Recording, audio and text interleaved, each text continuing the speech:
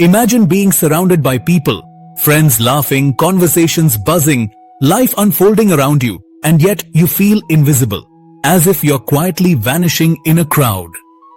It's a strange ache, isn't it? That quiet emptiness. That right there is loneliness. Not just the absence of people, but the absence of connection. And it's far more common and complex than we often admit. Loneliness is not always about being alone. Sometimes it's about not feeling understood. It's about the lack of meaningful emotional bonds, even if you're constantly texting, posting, or chatting. Psychologically, loneliness is defined as a subjective feeling, a perceived gap between the social connections we want and the ones we actually experience. It's not the number of people in our lives, but the quality of connection with them. And that's what makes it tricky. You can have 1,000 followers and still feel deeply alone. Our brains are wired for connection.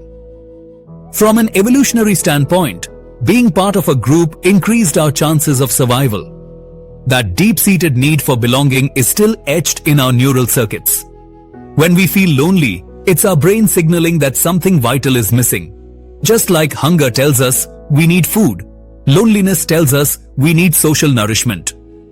But in modern society, despite constant digital interactions, real connection is rare.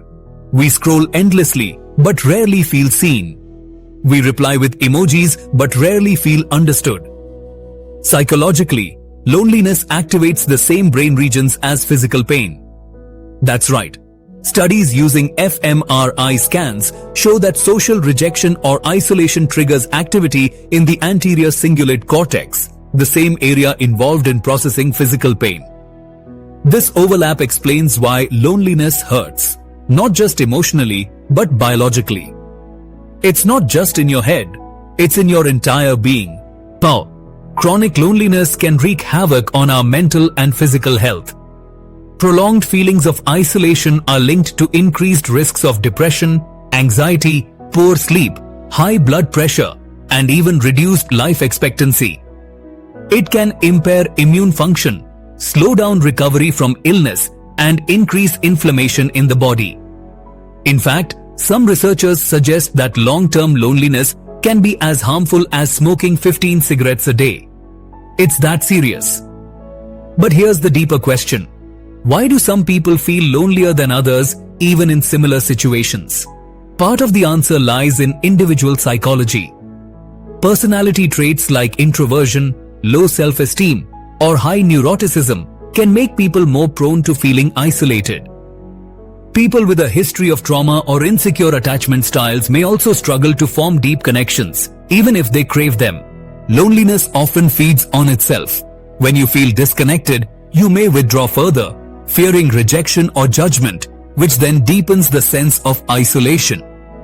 There's also the societal aspect. We live in a culture that glorifies independence, productivity, and busyness. Admitting to loneliness is often seen as weakness. So, people stay silent. They keep smiling. They keep going to work, school, social events, wearing the mask, while quietly aching inside. Social media doesn't help either. It creates a distorted version of everyone's life. Highlight reels that amplify our sense of being left out. When you see everyone else laughing, traveling, achieving, it's easy to feel like you're the only one stuck in place. But here's something important to remember. Loneliness is not a flaw. It's a feeling. And like all feelings, it's a signal, not a sentence. It's telling you that something meaningful is missing and that it matters. Understanding that is the first step toward healing it. Let's go a bit deeper into the psychology. There are different types of loneliness. Emotional loneliness comes from the absence of a close, intimate relationship, like a best friend, a partner, or someone who truly gets you. Social loneliness, on the other hand, arises from a lack of a wider social network, friends, community, a sense of belonging in a group. Then there's existential loneliness, a deeper form, an awareness of our fundamental separateness as individuals. It's the realization that no one can ever fully know us or share our exact experience. That kind of loneliness can feel like a quiet void beneath the surface of life. Interestingly, loneliness doesn't always mean suffering. Some solitude can be enriching. Time alone to reflect, create, recharge. The difference lies in choice and fulfillment. Chosen solitude feels empowering. Unwanted loneliness feels heavy, hollow. So it's not about being around people all the time. It's about connection with others and with yourself. So, how do we deal with loneliness?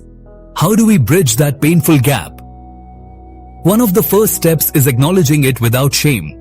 Say to yourself, I feel lonely. That simple truth-telling can be powerful. You're not weak, you're human, and once you acknowledge the feeling, you can start addressing it. Next, try to identify the type of connection you're craving. Is it emotional intimacy, broader social belonging, or a deeper existential meaning? This clarity helps you take more targeted steps. For emotional loneliness, consider reaching out to someone you trust and being vulnerable. Share something real. It's scary, but authenticity invites connection. For social loneliness, think about joining groups, clubs, volunteering, any space where shared interests can spark organic relationships. And for existential loneliness, practices like mindfulness, journaling, or even therapy can help you explore and embrace your inner self. Another key aspect is cultivating self-compassion. Loneliness often whispers lies. You're unlovable, forgotten, not enough. Challenge those thoughts. Speak to yourself kindly. You are not your loneliness. It's a passing emotional state, not your identity. Building a better relationship with yourself creates a foundation for connecting with others. Also recognize that building meaningful relationships takes time. It's not about quantity, it's about quality. Start small. A genuine conversation, a shared laugh, a moment of eye contact. These tiny threads over time weave the fabric of connection. And don't underestimate the power of reaching out first. Many people around you are feeling the same way, waiting for someone to make the first move.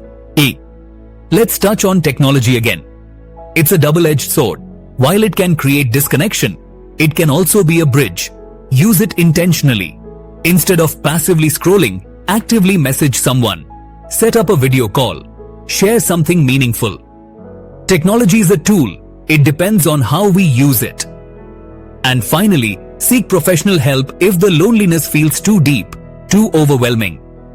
Therapists and counselors are trained to help you untangle the roots of emotional pain. There's strength in asking for help. You're not alone in feeling lonely. And you don't have to navigate it all by yourself. Loneliness is a deeply human experience. It touches everyone at some point. Young, old, successful, struggling. It doesn't discriminate. But it also doesn't have to define you. Through understanding, compassion, and courage, it is possible to reconnect with others, with purpose, with life itself. So if you've ever felt that quiet ache, that invisible weight, know this: you're not broken. You're not forgotten. You're simply in need of connection. And connection, though it takes time and courage, is always possible. If this video resonated with you, don't forget to like, share, and subscribe. Your support helps us keep creating thoughtful content like this. And remember, sometimes the most important connection you make is the one with yourself.